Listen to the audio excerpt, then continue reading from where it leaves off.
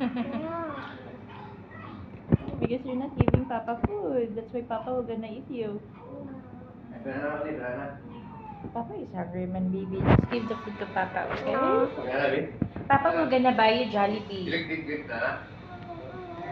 Papa will gonna buy you lots of bananas, man, okay? After the operation.